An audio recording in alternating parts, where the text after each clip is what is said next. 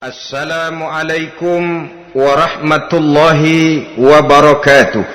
Waalaikumsalam warahmatullahi wabarakatuh. Bismillahirrahmanirrahim. Alhamdulillahi rabbil alamin. Wassalatu wassalamu ala ashrafil anbiya'i wal mursalin, sayyidina wa maulana Muhammadin wa ala alihi wa ashabihil mujahidin at-tahirin, amma ba'du. Saudara-saudara kaum muslimin rahimakumullah, agama mengajarkan bahwa di dalam melaksanakan segala macam pekerjaan hendaklah dilaksanakan dengan penuh hati-hati dan perhitungan. Dikatakan dalam pepatah, fit ta'annis salamah wa fil ajalatin nadamah. Di dalam keberhati-hatian itu ada keselamatan, dan di dalam sikap tergesa-gesa, di dalam sikap terburu-buru biasanya mengandung penyesalan. Tetapi ada 5 perkara yang malah memang harus dikerjakan secara buru-buru. Apa yang 5 perkara itu? Pertama, mengubur jenazah. Tidak baik kalau jenazah itu disemayamkan sampai 2-3 hari di rumah. Dan yang lebih baik mengubur jenazah itu adalah di tempat di mana dia meninggal. Contohnya adalah baginda Nabi. Beliau kelahiran Mekah. Beliau wafat di Madinah, maka di Madinah itulah beliau dimakamkan dan bukan di kota Mekah. Karena prinsipnya agama menginginkan kemudahan dan tidak menginginkan kesukaran. Hal kedua yang harus dikerjakan dengan segera ialah mengawinkan anak perempuan. Apabila kita mempunyai anak perempuan, sudah sampai usianya untuk memasuki ambang pintu pernikahan, dan dia sudah minta untuk dinikahkan, maka segeralah orang tua menikahkannya atau mengawinkannya. Sebab biasanya anak perempuan, apalagi di zaman sekarang, kalau tidak segera dikawinkan oleh orang tuanya, dikhawatirkan dia akan kawin sendiri. Dan itu tentu akhirnya akan merepotkan kedua orang tuanya. Hal ketiga yang harus dikerjakan dengan segera dan buru-buru ialah membayar hutang. Apabila kita sudah berhutang kepada seseorang dan sudah ada uang untuk membayarnya, bersegeralah untuk membayar. Sebab kalau ditunda besok, lusa, atau hari minggu depan, dikhawatirkan uangnya akan terpakai untuk kepentingan-kepentingan yang lain, dan hutang akan tetap tinggal hutang, tidak pernah terbayar adanya. Hal keempat yang harus disegerakan ialah menghidangkan makanan untuk orang musafir yang kebetulan menjadi tamu di rumah kita. Dan hal yang kelima yang harus dilakukan dengan buru-buru, dengan segera, bertaubat apabila mengerjakan perbuatan dosa. Hal kelima inilah yang akan kita bicarakan pada pertemuan kita kali ini, yaitu tentang taubat kepada Allah Subhanahu wa ta'ala. Taubat berasal dari kata-kata taba yatubu, yang isim masdarnya adalah taubatan. Artinya sama dengan roja'a yarji'u, ada ya'udu, pulang atau kembali. Bertobat maksudnya kembali dari yang dilarang oleh Allah.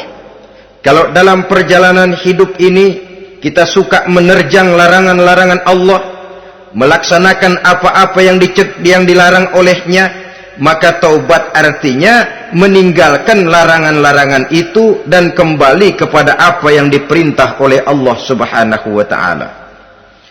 Kenapa taubat ini harus disegerakan? Karena makhluk bernama manusia ini sulit melepaskan diri dari dosa dan salah. Nabi bersabda, kullu bani Adam khatta'un wa khairul khatta'ina tawwabun. Setiap anak Adam, yakni setiap manusia, pasti mempunyai dosa dan kesalahan. Dan sebaik-baik orang yang mempunyai dosa dan kesalahan ialah orang yang segera bertaubat. Dengan kata lain, orang yang baik sesungguhnya bukanlah orang yang tidak punya salah, karena tidak ada orangnya yang tidak punya salah.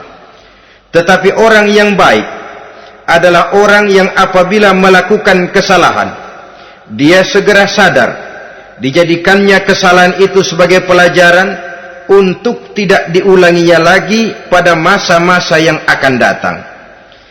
Inilah yang digambarkan oleh Allah Subhanahu wa taala dalam surah Ali Imran ayat 135.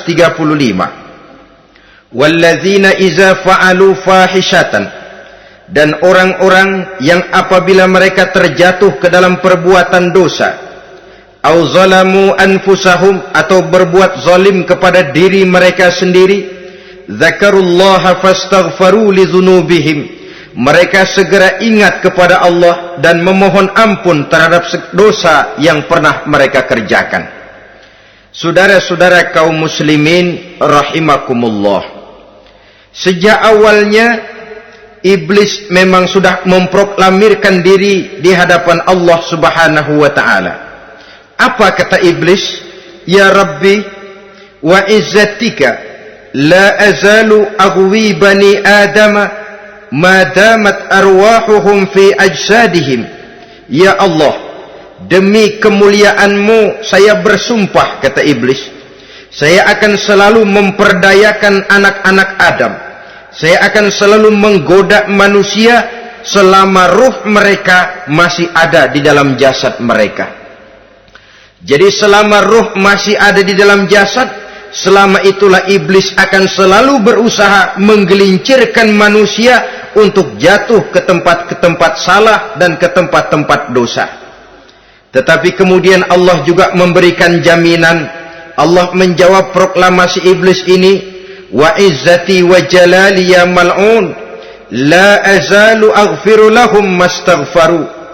Demi kehormatanku, demi kemuliaanku, hai mal'un, hai yang terkutuk, hai iblis, kalaupun engkau selalu memperdayakan manusia, kalaupun engkau selalu menipu dan menggoda mereka sepanjang ruh mereka masih ada di dalam jasad, aku akan senantiasa memberikan ampun kepada mereka sepanjang mereka memohonkan ampun kepadaku. Inilah jaminan dari Allah Subhanahu wa ta'ala. Saudara-saudara kaum muslimin rahimakumullah, oleh karenanya apabila kita berbicara tentang taubat, artinya kita berbicara tentang tingkah laku kita dalam kehidupan sehari-hari. Apa yang harus kita lakukan untuk sempurnanya satu taubat? Pertama, menyesal terhadap dosa yang pernah kita lakukan. Kadang-kadang ada juga orang bertaubat, tapi bukan nyesal terhadap dosa yang dia kerjakan, malah puas katanya. Dia ngomong sama teman-temannya, saya dulu zaman muda sudah kenyang judi, kenyang zina, kenyang mabuk-mabukan, sudah puas. Sekarang tinggal benernya saja, saya sudah taubat. Taubatnya sih bagus, tapi puasnya itu yang jelek. Kenapa harus dikatakan puas? Bukan puas, menyesal. Menyesal saya dulu. Kenapa hanyut terjebak dosa? Kenapa tenggelam di meja judi? Kenapa tenggelam di minum-minuman keras? Kenapa hanyut kepada perbuatan munkar dan maksiat? Saya menyesal sekali. Menyesal diperintah dan bukan malah puas. Dari rasa menyesal ini nanti timbul hal yang kedua, yaitu berniat tidak akan mengulangi lagi perbuatan dosa. Kalau menyesal tapi masih diulangi lagi, itu belum taubat yang sebenarnya. Saya kapok, menyesal, tidak mau minum minuman keras lagi. Besok tidak ada minuman keras, malah pusing, nyari kesana kemari. Itu belum taubat yang sebenarnya. Jadi setelah menyesal, berniat tidak akan mengulangi lagi perbuatan dosa itu. Kalau menyesal tapi masih diulanginya lagi, itu sama saja dengan main-main. Saudara-saudara kaum muslimin rahimakumullah, Barangkali itu yang orang namakan dengan taubat sambal namanya. Kita kalau makan nasi pakai sambal, pedesnya bukan main, repot, marah, ngomel. Gila, sambal pedes bukan main, taubat sama sambal. Taubat sama sambal katanya. Tapi 2-3 hari kemudian dia makan lagi, nggak ada sambal, nyari. Kemarin sudah taubat, 2 hari kemudian malah nyari. Ini bukan taubat yang sebenarnya. Penyesalannya tidak diiringi dengan berniat untuk tidak mengulangi perbuatan dosa itu selama-lamanya. Saudara hadirin, kita sudah taubat, tidak mau lagi minum minuman keras. Datang teman, minum ya? Nggak mau. Kenapa? Saya sudah taubat. Yang benar, benar. Kalau dibayarin, tahu dah. Jadi rupanya taubatnya itu cuma karena nggak ada yang bayarin. Begitu datang yang bayarin, berangkat lagi. Itu belum lagi merupakan taubat yang sebenarnya. Begitu juga kita taubat dari meja judi. Pada waktu sudah bures, bangkrut, habis-habisan, mungkin menyesal, mungkin bertaubat. Inilah akibatnya judi, rumah tangga berantakan, harta boros, anak terlantar, uang tidak ada. Taubat, saya tidak mau lagi-lagi tenggelam di meja judi. Pada saat kondisinya bangkrut, itu yang diucapkan. Tapi 2-3 hari, 4-3 minggu, 1 bulan kemudian rezekinya banyak, makmur lagi, usahanya maju lagi, lupa lagi dia kepada ucapan sebelumnya. Akhirnya sedikit demi sedikit tenggelam kembali di meja judi. Ini pun belum merupakan taubat yang sebenarnya. Jadi untuk sempurnanya taubat, yang pertama menyesal terhadap dosa yang telah dilakukan, yang kedua berjanji tidak akan mengulangi lagi, kemudian yang ketiga meninggalkan perbuatan jahat itu untuk selama-lamanya. Dengan kata lain, kalau memang taubat tidak mau minum lagi, talak 3 itu minuman keras. Kalau memang niat tidak akan berjudi lagi, talak 3 itu segala macam bentuk perjudian, meninggalkan perbuatan jahat. Yang keempat, menunaikan semua fardu dan kewajiban. Sebab barangkali pada saat kita tenggelam dalam dosa, perintah-perintah Allah, jangankan yang sunnah, yang wajib saja sering kita lalaikan. Maka apabila diri telah berniat melaksanakan taubat, maka tunaikan semua kewajiban yang disyariatkan oleh agama kepada kita. Yang kelima, meminta halal kepada para lawannya dengan termasuk mengembalikan hak milik orang lain. Ini kalau menyangkut hukukul adamiyin atau hak-hak manusia. Jadi kalau kita berdosa kepada sesama manusia, Allah belum akan menerima taubat kita kalau kita belum minta maaf kepada yang bersangkutan. Adapun kalau kita sudah minta maaf tapi yang bersangkutan tidak mau memberikan maaf, itu urusan dia kepada Allah. Urusan kita adalah meminta maaf kepada yang bersangkutan. Hal yang keenam, mendidik atau melatih diri untuk bertaat kepada Allah. Sebagaimana kita dulunya telah melatih diri, memperturutkan diri untuk berbuat durhaka.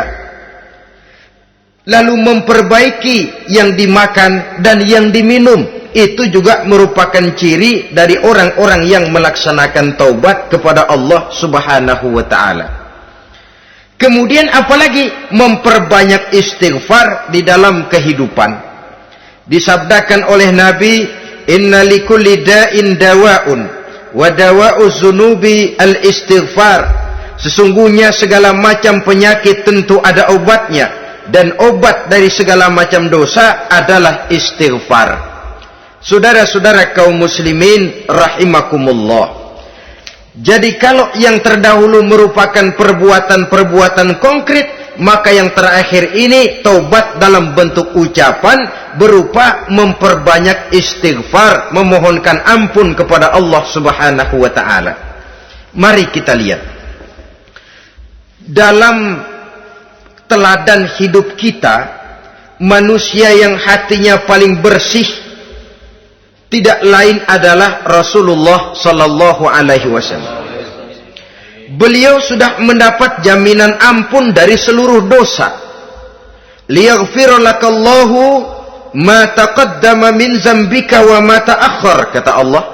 Muhammad, dosamu yang dahulu, dosamu yang sekarang, dosamu yang akan datang jikalau memang ada, seluruhnya sudah mendapat jaminan ampun dari Allah.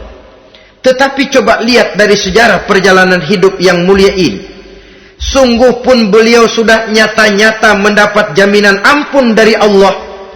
Beliau mengatakan, ayyuhan nas, tubu ilallah, fa inni atubu fil yaumi mi'ata marrah.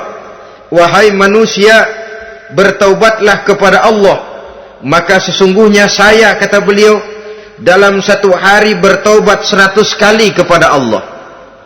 Dalam riwayat yang lain, sab'ina marrah, 70 kali beliau mengucapkan istighfar minimalnya dalam sehari semalam. Orang yang sudah nyata-nyata mendapat jaminan ampun dari Allah ini, satu hari satu malam istighfarnya minimal 70 kali. Apatah lagi kita yang nyata-nyata belum mendapat jaminan ampun dari Allah. Di dalam satu hadis diriwayatkan bahwa iblis laknatullah alaih pernah berkata, ahlaktun nasa bizzunubi wal ma'asi. Aku rusak dan aku hancurkan kehidupan manusia dengan dosa dan dengan segala macam perbuatan maksiat.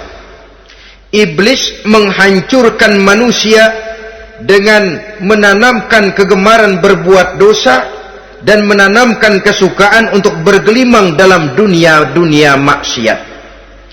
Tetapi kemudian iblis mengakui, wa ahlakuni bila ilaha illallah wal istighfar. Tetapi kemudian terbalik, manusia menghancurkan aku dengan kalimat la ilaha illallah dan dengan istighfar, yakni mengucapkan astaghfirullahal azim. Inilah senjata pemungkas menghadapi upaya iblis untuk menghancurkan manusia. Kalau iblis menghancurkan manusia dengan perbuatan dosa, dengan menenggelamkan manusia ke dalam perbuatan-perbuatan maksiat, hendaknya kita sadar. Pada saat kita terdorong untuk melakukan perbuatan dosa, kita lalu sadar, inilah perangkap iblis untuk membinasakan saya. Pada saat kita terjebak ke dalam perbuatan maksiat dan munkarat, ingatlah baik-baik, inilah perangkap iblis untuk merusak dan membinasakan saya. Maka hancurkan perangkap iblis, hancurkan tipu daya dan usaha iblis itu dengan apa? Dengan kalimat la ilaha illallah dan dengan memperbanyak istighfar. Falamma ra'aitu dzalik, ketika aku lihat hal itu, kata iblis, mereka hancurkan kita dengan dosa dan maksiat, dan kita hancurkan mereka dengan la ilaha illallah dan istighfar. Diamkah iblis? Puaskah iblis? Ternyata tidak. Apabila aku lihat usaha manusia itu, ahlaktuhum bil huda, ahlaktuhum bil hawa, wahum yahsabuna annahum muhtadun. Apabila mereka hancurkan aku dengan la ilaha illallah dan istighfar, maka aku kembali menghancurkan mereka dengan mempergunakan hawa nafsu, sehingga mereka menyangka bahwa mereka adalah orang-orang yang mendapat petunjuk. Ditanamkan dalam diri kita perasaan bahwa kitalah orang yang paling benar, itu pun tipu daya iblis. Maka orang pintar itu baik, tapi merasa pintar itu jelek. Orang benar itu bagus, tapi merasa benar itu tidak baik. Karena biasanya orang kalau sudah merasa benar, lalu cenderung untuk menganggap orang lain tidak benar. Kalau sudah begitu, dia akan mengklaim diri, sayalah orang yang paling benar, yang lain tidak benar semuanya. Itu termasuk perangkap iblis juga. Setelah kita gempur mereka dengan kalimat tahlil dan dengan kalimat istighfar. Saudara-saudara kaum muslimin rahimakumullah, Allah Maha Pengasih dan Maha Penyayang. Ia akan mengampunkan perbuatan yang bersifat salah dari manusia Hanya manusia saja yang kadang-kadang bodoh, tidak mau mengampuni dan memaafkan dirinya sendiri, dengan membiarkan dirinya terseret berlarut-larut dalam dosa tanpa keinginan untuk bertaubat. Sepanjang nafas belum sampai di tenggorokan, sepanjang matahari masih terbit di sebelah timur dan terbenam di sebelah barat, sepanjang itu Allah masih akan menerima taubat seorang hamba. Innallaha yaqbalu taubatal abdi ma lam yugharghir. Allah akan senantiasa menerima taubat seorang hamba sebelum nafasnya sampai di tenggorokan. Apabila nafas sudah sampai di tenggorokan, maka taubat sudah terlambat adanya. Lalu yang konkret di dalam kehidupan ini, apa ciri-ciri dari orang yang melaksanakan taubat itu?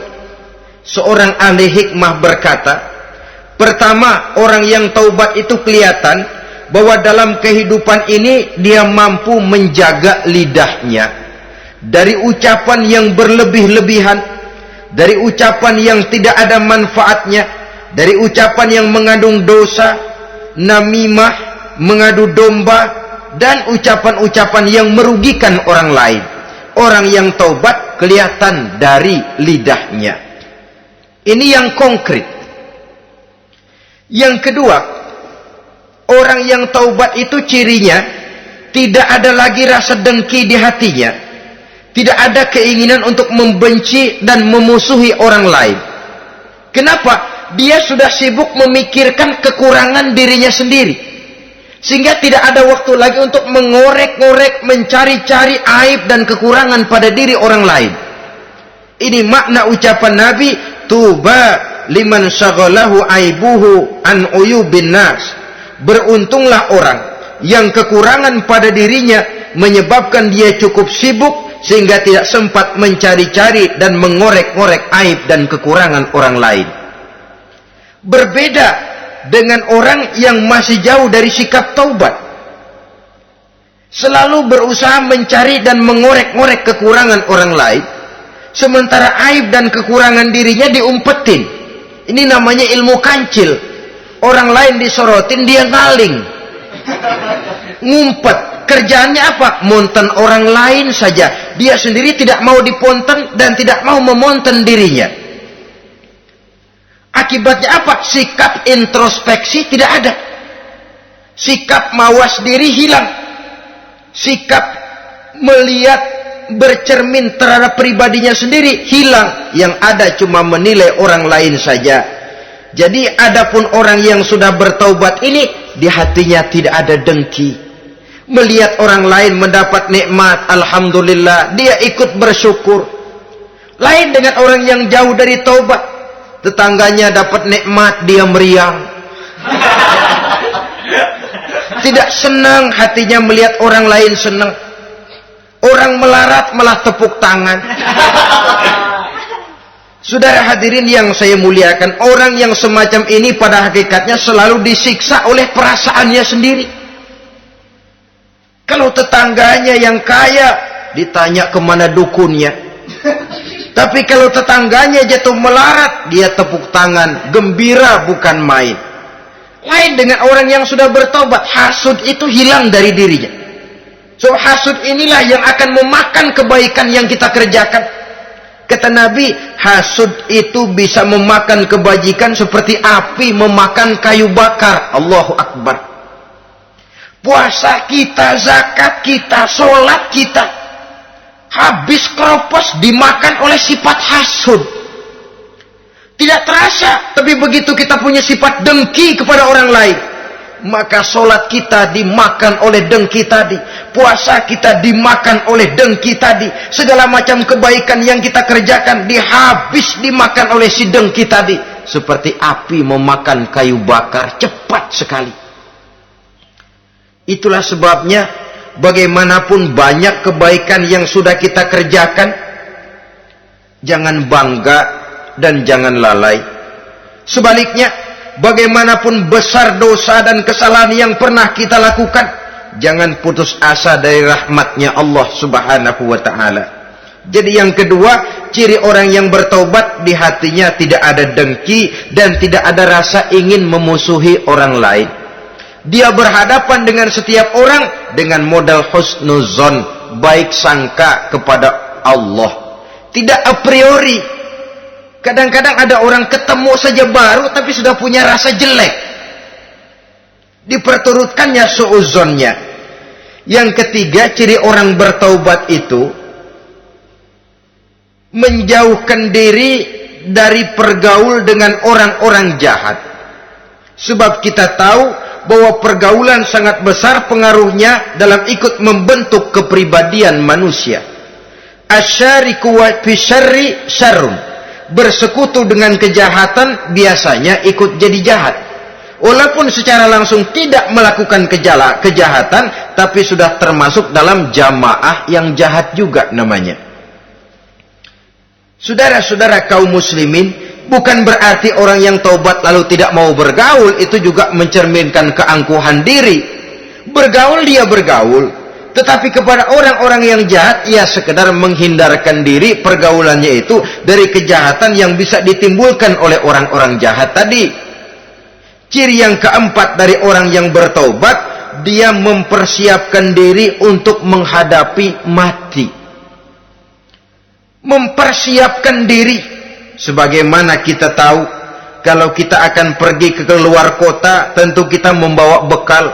Makin jauh perjalanan, makin banyak bekal yang harus kita bawa. Hidup ini adalah perjalanan panjang yang kita juga memerlukan bekal dalam kehidupan. Orang yang bertaubat, orang yang mempersiapkan diri untuk menghadapi maut dan menghadapi hari-hari sesudah maut itu datang. Menghadapi kehidupan di alam barzakh, menghadapi kehidupan di alam akhirat dan selanjutnya. Dia mempunyai persiapan sehingga kapan maut datang dia sudah punya persiapan lebih dahulu. Saudara, kalau kita siap dipukul orang, pada saat pukulan itu datang, rasanya sakitnya agak lebih kurang daripada kita tidak pernah siap untuk dipukul. Walaupun bobot pukulannya sama, tapi kita akan lebih punya daya tahan kalau kita sudah siap. Oleh karena itu, orang yang bertobat, orang yang mempunyai persiapan untuk menghadapi mati. Tidak hanya untuk menghadapi mati, tapi juga menghadapi hidup di seberang kematian nanti. Maka karenanya dia sibuk dengan dunianya, tapi juga dia lebih sibuk dengan akhiratnya.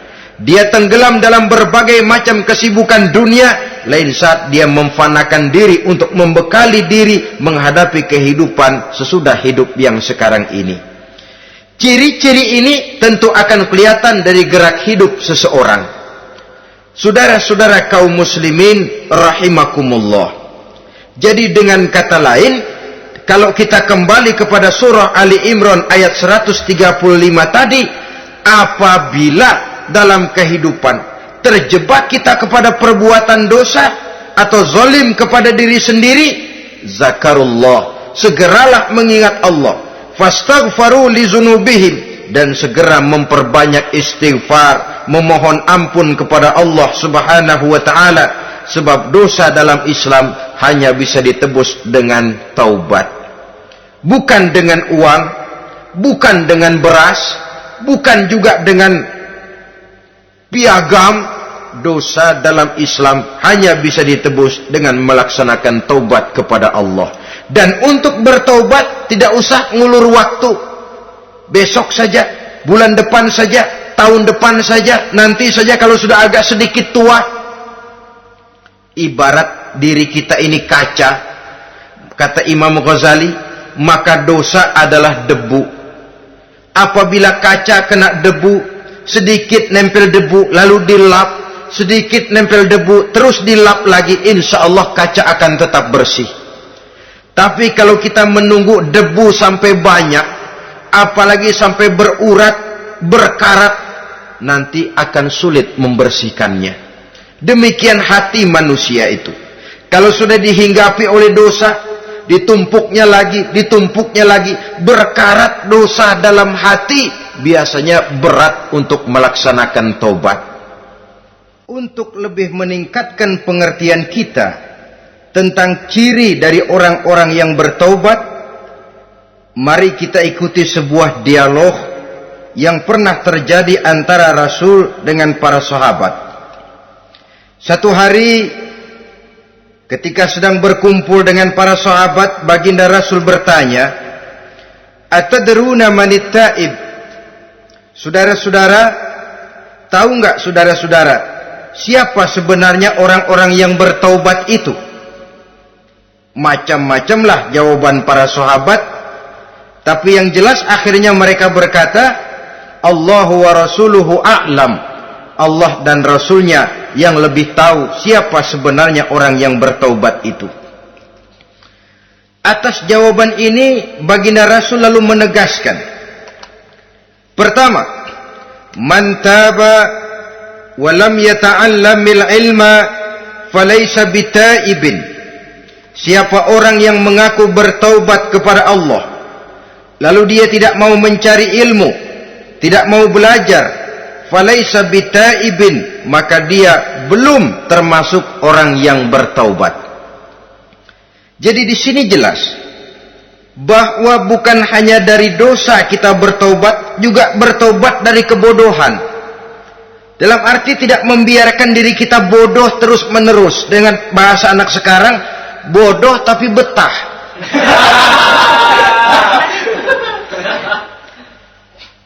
Orang yang mengaku bertaubat tapi tidak menggali ilmu, tidak mau belajar, tidak mau mencari ilmu, tidak hadir di mana majelis taklim, belum dianggap taubat yang sebenarnya. Jadi grafik orang yang taubat itu kelihatan dari kesungguhannya mencari ilmu, menghadiri majelis taklim, menghadiri kuliah-kuliah, ceramah-ceramah dan diskusi-diskusi keagamaan. Rakus dia dengan ilmu pengetahuan agama, sehingga dengan ilmunya taubatnya semakin mantap. Ini ciri yang pertama. Lalu beliau bersabda lagi, wa man taba wa lam yazdad fil ibadati falaysa bitaibin. Barang siapa yang mengaku bertaubat tapi ibadahnya tidak tambah-tambah, maka dia belum termasuk orang yang taubat. Orang yang bertaubat ada grafik peningkatan ibadahnya. Jadi kalau mulutnya taubat, minta ampun, tapi ibadahnya gitu-gitu aja, belum merupakan taubat yang sebenarnya. Jadi pada saat dia melaksanakan taubat, memproklamirkan diri untuk kembali ke jalan Allah, nilai ibadahnya meningkat. Kalau sholatnya tadinya cuma sekedar yang wajib-wajib saja, setelah dia taubat bertambah melaksanakan yang sunnah, rawatibnya, qobliyah, ba'diyahnya, atau kemudian nawafilnya berupa tahajud, hajat, duha, istikharah, dan solat-solat sunnah lainnya. Jadi kelihatan dari peningkatan ibadahnya. Ini ciri yang kedua. Yang ketiga kata Nabi lagi, wa man taba wa lam yardal khusama falaysa bitaibin. Barang siapa yang mengaku bertaubat kepada Allah tapi dia tidak bisa meridhoi musuh-musuhnya, maka belum lagi dia dianggap orang yang bertaubat. Meridhoi, memaafkan musuh. Saudara, memberi maaf itu lebih sulit daripada minta maaf.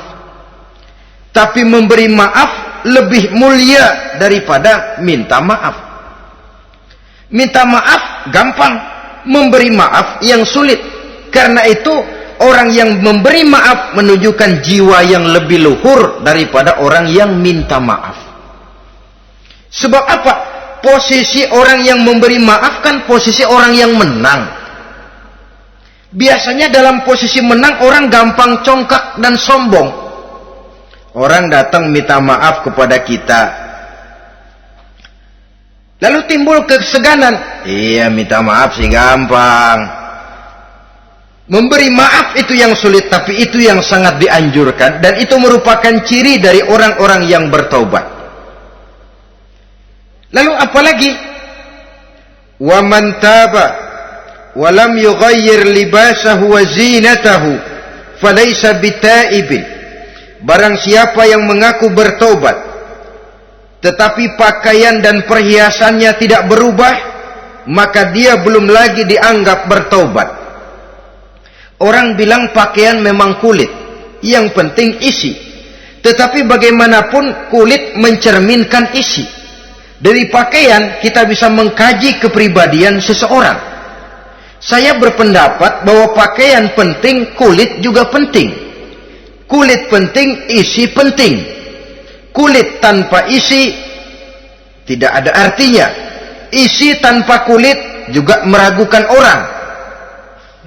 Wah, yang penting kan isinya, kulitnya gimana saja. Saya mau tanya, saudara dapat duren di jalanan, isi aja nggak ada kulitnya. Kira-kira dimakan nggak duren itu? Paling kurang akan menimbulkan keraguan, jangan-jangan sudah dicampur racun ini. Jadi dengan demikian orang yang bertaubat ini kelihatan dari cara berpakaian, cara berhias diri, tidak over. Dia kembali kepada fungsi berpakaian. Dalam Islam kan sesungguhnya fungsi pakaian itu yang paling utama. Pertama, nutup aurat. Itu ukurannya. Yang kedua, pantas. Yang ketiga, baru soal mode. Di zaman kita sekarang terbalik. Mode nomor 1, pantas belakangan, nutup aurat apa tidak nomor 16.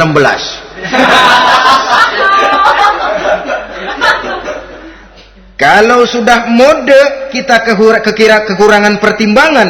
Ini buat saya pantas apa tidak, ini menutup aurat apa tidak. Kita balik.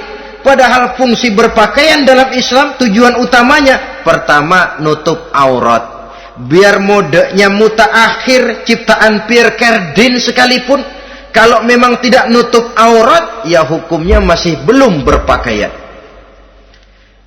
Atau juga ukuran yang kedua, pantas. Yang orang lain pantas kita pakai, belum tentu kita pantas. Kita kadang-kadang kehilangan pertimbangan. Lihat iklan bintang film memakai pakaian yang begini bagus, lalu kita pakai saja. Ya tentu namanya bintang film. Kadang-kadang pakaian untuk show dipakai buat kondangan. Akhirnya habis sekampung orang nonton dia. Ya nggak pantas toh, nggak wajar. Saudara hadirin yang saya muliakan, orang yang bertobat kelihatan dari pakaian dan perhiasannya. Kalau sudah memakai perhiasan, ya sekedarnya saja. Tidak lalu dengan niat supaya orang tonton, supaya orang lihat, supaya orang tahu dia kaya, supaya timbul decak kagum, asal dia lihat orang lalu wah.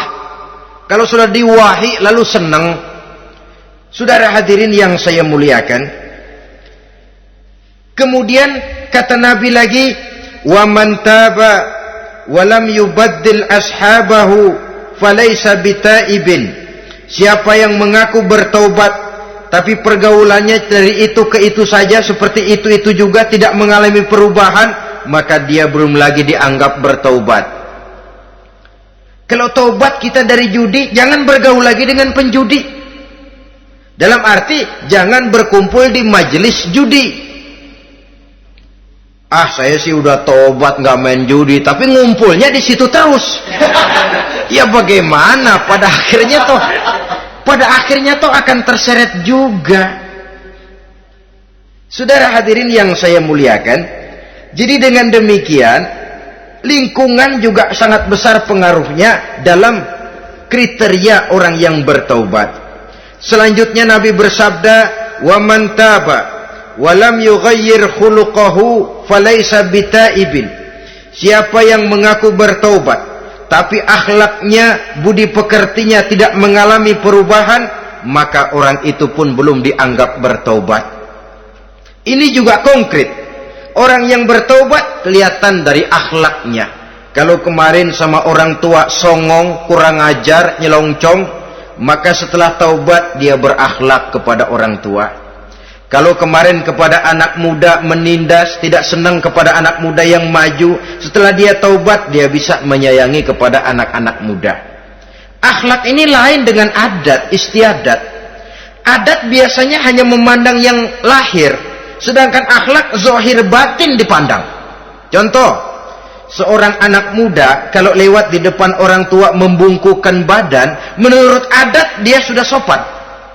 Tapi menurut akhlak belum tentu berakhlak. Tergantung kepada niatnya apa membungkukin badan. Permisi apa ngina. Kan mungkin saja orang membungkukan badan lewat di depan aki-aki karena menghina, sebab aki-aki itu badannya udah bungkuk. Jadi gerakan zohir yang baik, yang diiringi dengan niat yang baik, itulah cerminan daripada akhlak. Kalau adat terlepas dari soal niat, asal zohirnya sudah oke, menurut adat, oke dia beradat. Niatnya apa? Adat tidak pernah menilai. Maka orang yang bertaubat pun kelihatan dari akhlaknya, dan akhlak itu adalah keseluruhan tingkah hidup manusia. Cara berjalan ada akhlak, cara makan ada akhlak, cara duduk ada akhlak, cara tidur ada akhlak. Sehingga pantas ketika Siti Aisyah ditanya, Aisyah, Rasulullah itu akhlaknya apa sih? Beliau menjawab, karena Rasulullah khuluquhul Quran. Rasulullah itu akhlaknya Quran. Sehingga di kalangan ilmuwan lalu ada ungkapan bahwa Nabi Muhammad adalah Quran berjalan. Maksudnya seluruh konsepsi Quran sudah diterjemahkan dalam kehidupan Nabi. Maka tidak heran kalau Islam mengatur kehidupan manusia sejak yang sekecil-kecilnya sampai yang sebesar-besarnya. Cara berpakaian ada akhlaknya, kan begitu toh dalam Islam. Saudara diri di depan kaca, ngaca, ada akhlaknya, ada bacaannya. Allahumma kama hassanta khalqi fahassin khuluqi. Sampai saudara masuk ke dalam WC sekalipun ada akhlaknya. Karena akhlak adalah keseluruhan gerak hidup manusia. Orang yang bertobat kelihatan dari perubahan akhlaknya. Kemudian beliau bersabda, "Wa man taba wa lam yatwi firashahu wa bisatahu falaysa bitaibin."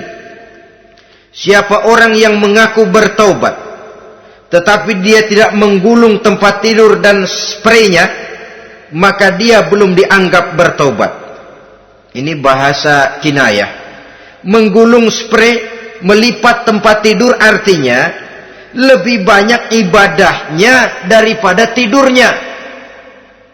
Kalau ngaku taubat tapi sehari 24 jam, 22 jam tidur, cuma 2 jam ibadah, ya belum mencapai kriteria itu. Dengan kata lain, orang apabila sudah memproklamirkan diri untuk taubat, menyingsingkan lengan baju, melipat spray, menggulung tempat tidur.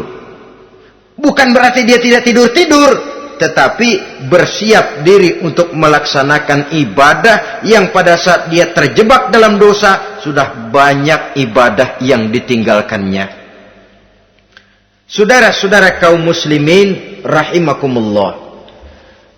Kemudian beliau bersabda pula, "Wa man taba wa lam yatasaddaq falaysa bitaibin." Barang siapa yang mengaku bertobat, kemudian dia tidak menyedekahkan karunia yang diberikan Allah kepadanya, maka taubatnya belum lagi dianggap taubat yang sebenarnya. Faman istabana minal abdi hazihil khisal fahuwa taibun haqqa.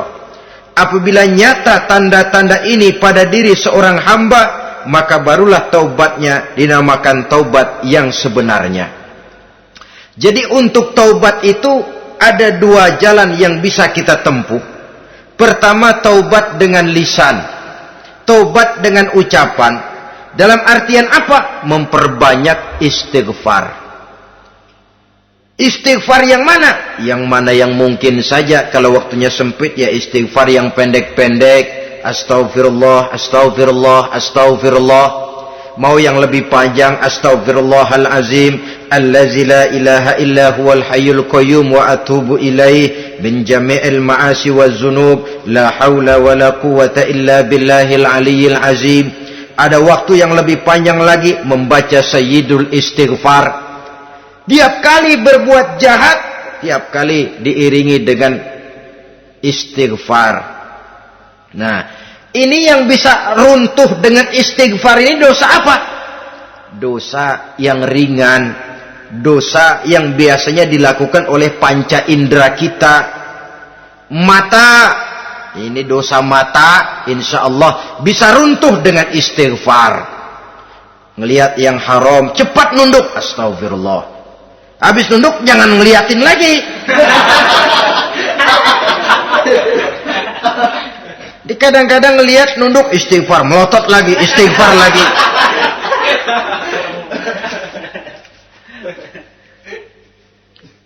Saudara hadirin yang saya muliakan, kata Imam Ali, nazratul ula laka wathaniyatu alaika. Ini dalam menjaga mata. Pandangan pertama rezekimu kelihatan, namanya kelihatan kan rezeki. Pandangan pertama rezekimu, ulangannya dosamu. Ulangannya ini yang bisa membawa dosa. Dosa karena lidah, mengucapkan kata-kata yang menyakitkan orang. Dengan istighfar, insya Allah runtuh. Adapun dosa-dosa besar lainnya, tentu harus dengan perbuatan. Tidak cukup dengan sekedar istighfar saja. Perbuatannya apa? Itulah seperti yang sudah saya sampaikan pada ciri-ciri orang yang bertaubat tadi.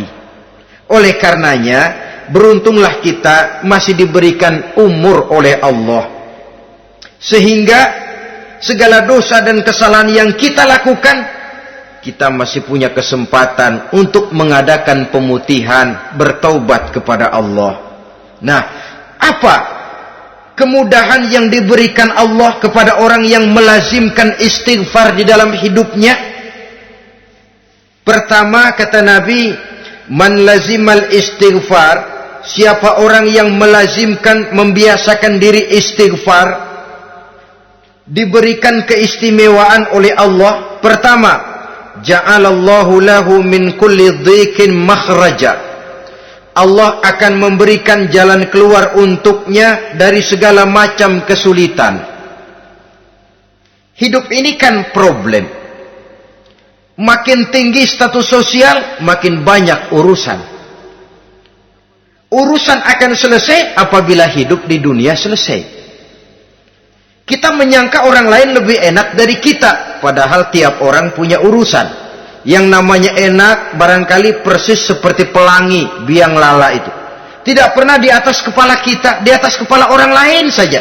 Begitu kita memandang keenakan dalam hidup ini. Petani bilang pedagang enak, pedagang bilang petani enak.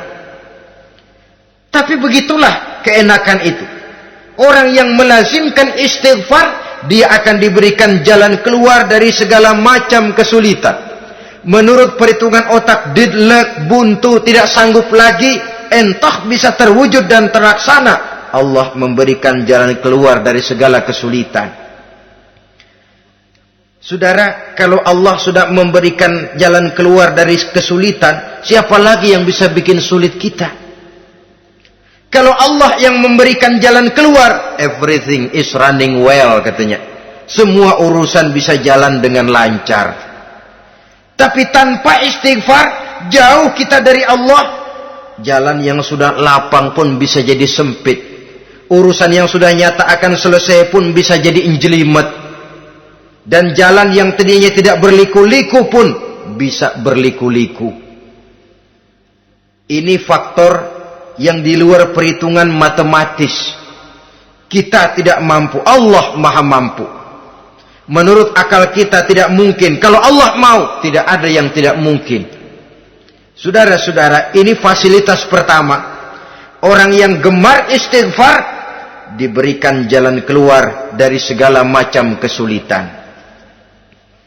Yang kedua, wa min kulli hammin faraja, diberikan kegembiraan dari setiap kesusahan yang dihadapinya. Ada saja faktor-faktor yang mendatangkan kegembiraan, yang mendatangkan refreshing di dalam kehidupannya, sehingga dia tidak lalu merasa jalannya buntu, tidak merasa kesulitannya tidak pernah terselesaikan. Dan yang ketiga, fasilitas yang diberikan Allah kepada orang yang gemar istighfar, wa razaqahu min haitsu la yahtasib. Allah akan memberikan kepada mereka rizki dari jalan yang tidak pernah mereka sangka-sangka. dari jalan yang tidak pernah mereka perkirakan sebelumnya. Saudara-saudara kaum muslimin rahimakumullah. Inilah fasilitas ketiga yang diberikan Allah kepada orang yang gemar istighfar. Rizkinya datang dari jalan yang tidak disangka-sangka. Sebab rizki ini juga termasuk hal gaib. Dan jangan lupa, ar-rizku bimakna al-ata hissiyan kana au ma'nawiyan. Rizki adalah pemberian baik yang konkret maupun yang abstrak. Kita sering membatasi pengertian rezeki, maka rezeki kita jadi sering terbatas. Menurut kita kan yang namanya rezeki cuma duit saja. Kalau bukan duit bukan rezeki. Padahal semua karunia Allah itu rezeki. Umur rezeki, istri rezeki, anak rezeki, pangkat dan jabatan rezeki, termasuk duit juga rezeki. Tapi dalam kebiasaan kita rezeki cuma duit. Begitu duit seret, kita anggap rezeki macet. Maka akhirnya kita tidak bersyukur kepada Allah. Padahal mungkin di sektor duit macet, tapi rezeki dari segi lain, ilmu barangkali tambah, wibawa naik, pangkat naik, anak tambah, itu juga merupakan rezeki. Saudara-saudara kaum muslimin rahimakumullah. Orang yang gemar istighfar ini diberikan rezeki dari jalan yang tidak disangka-sangkanya. Dibukakan perbendaharaan Allah untuknya. Sehingga rezekinya datang dari cara yang tidak disangka-sangka. Allah Maha Kaya. Kalau dia mau, la mani'a lima a'taita wa la mu'tiya lima mana'ta. Tidak satu kekuatan pun yang mampu mencegah apa yang hendak diberikan Allah. Dan tidak satu kekuatan pun yang sanggup memberikan apa yang dicegah oleh Allah Subhanahu wa ta'ala. Ini keistimewaan yang diberikan Allah kepada mereka yang gemar beristighfar di dalam kehidupan ini. Jangan lagi berpikir, gua sih nggak punya dosa, istighfar amat. Sombong, saudara-saudara.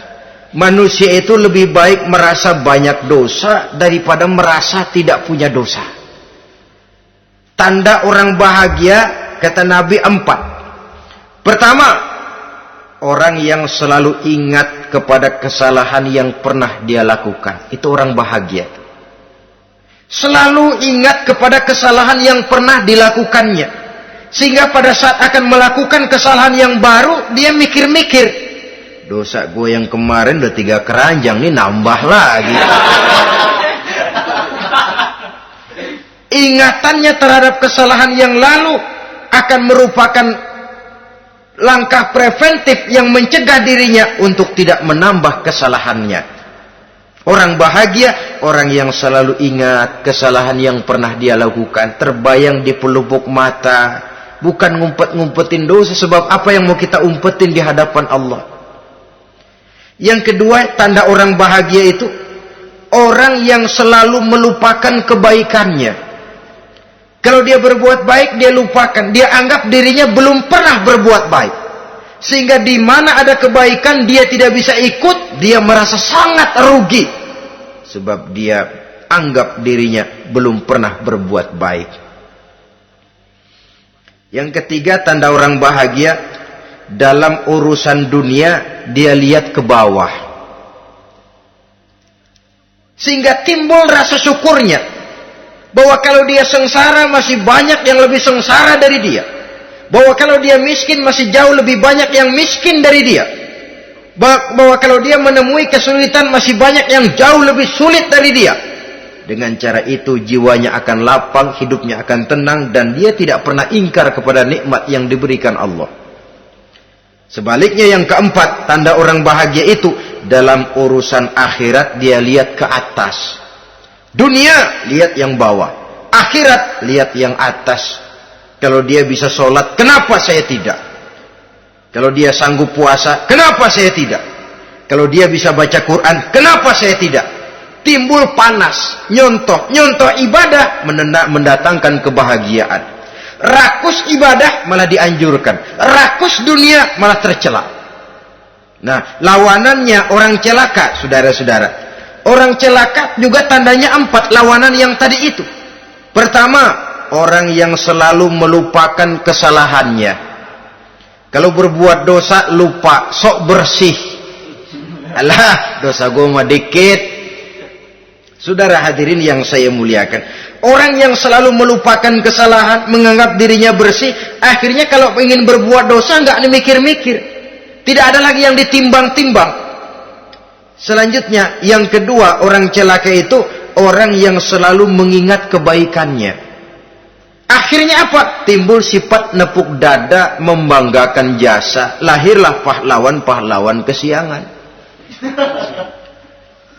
Selalu membanggakan diri, nepuk dada. Kalau enggak saya, kalau enggak saya. Itu masjid, kalau enggak saya. Itu pesantren, kalau enggak saya. Itu umat, kalau enggak saya. Kalau enggak saya. Memangnya kalau enggak sampean kenapa? Orang yang celaka adalah orang yang selalu menghitung-hitung kebaikan yang pernah dikerjakannya. Keikhlasannya kurang, makin dia hitung, makin kurang nilai pahalanya itu. Makanya kalau berbuat baik, ya anggap saja buang sampah, gak usah ditengok-tengok, gak usah diingat-ingat, dan gak usah mengharap orang yang kita tempat berbuat baik akan membalas kebaikan.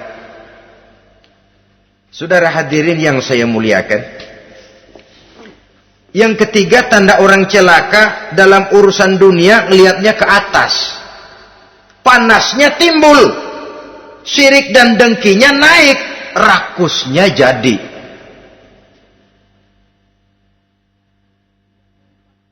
Timbul sifat panasnya itu, tidak mau ngerti. Kalau tetangga saya bisa beli kulkas, kenapa saya tidak? Kalau tetangga saya bisa beli motor, kenapa saya tidak? Kalau tetangga saya bisa beli mobil, kenapa saya tidak? Gaji nggak cukup, tuyul piara.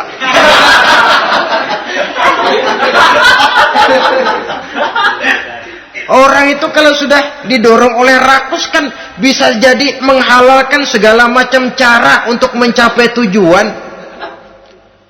Dibakar oleh sifat tamak dan rakus bin serakah. Nah, kalau sudah didorong oleh rasa rakus, yang segera tersingkir pertama rasa malu. Orang kalau sudah rakus nggak ada malunya, rasa malunya hilang. Padahal syarat jadi orang itu kan kalau punya rasa malu. Nggak punya rasa malu, kurang syarat jadi orang. Akan bagaimana jadinya masyarakat, bahkan bangsa dan negara, kalau rakyatnya sudah tidak punya rasa malu. Yang kedua, rasa takut hilang, terutama takut kepada Allah. Sirna sama sekali. Sudah tujuan menghalalkan cara. Yang keempat, tanda orang celaka dalam urusan akhirat, lihatnya malah ke bawah.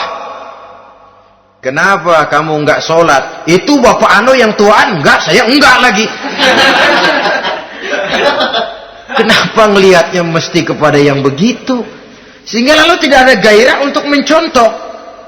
Saudara-saudara kaum muslimin rahimakumullah, walaupun serba singkat oleh karena terbatasnya ruang pembicaraan ini, mudah-mudahan bisa memberikan gambaran sepintas tentang ciri-ciri orang yang bertaubat. Dengan harapan, marilah kita menjadi orang yang bertaubat sebenarnya, dengan ciri menyesal terhadap dosa yang pernah kita lakukan, meninggalkan perbuatan jahat, dan berjanji tidak akan mengulangi lagi perbuatan jahat itu. Kalau dia menyangkut hak-hak manusia, maka hak itu harus kita kembalikan, dan kepada yang bersangkutan kita harus meminta maaf. Apabila ditambah dengan kegiatan lisan, memperbanyak istighfar dalam kesempatan yang mungkin di sepanjang perjalanan hidup ini. Ini sajalah yang kita bicarakan pada pertemuan kali ini. Terima kasih atas segala perhatian. Mohon maaf atas segala kekurangan. Usikum wa nafsi bitaqwallah. Wassalamualaikum warahmatullahi wabarakatuh. Waalaikumsalam warahmatullahi wabarakatuh.